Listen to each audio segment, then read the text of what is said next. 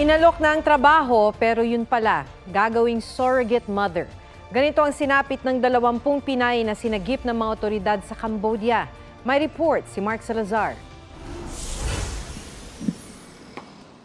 Hindi pa maiuwi sa bansa ang 20 Pilipina na sinagip ng pulisya sa Cambodia noong Setyembre. 13 sa kanila buntis ayon sa DFA.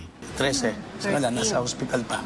Kasi surrogate mother, yan ang magiging role nila. Ngayon lang kami nakarinig ng surrogate. Nangyayari ang surrogacy kung ang isang babae ay kinukontrata para ipagbuntis ang anak ng iba. Ini-inject sa surrogate mother ang fertilized egg mula sa ibang tao. Legal sa maraming bansa ang commercial surrogacy para tulungan magkaanak ang mga mag-asawa o mag-partner na may problema sa pagbubuntis.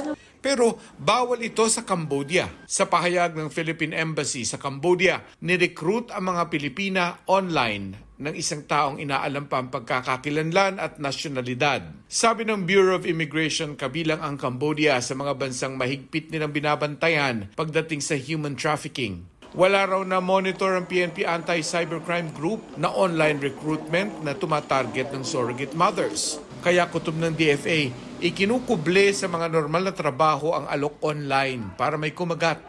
Please, bago kayo pupunta sa ating mga kapitbahay na bansa, no? Para magtrabaho, dadaan kayo sa DMW POA, yung official process. Importante, may protection para sa inyo. Mark Salazar, nagbabalita para sa GMA Integrated News.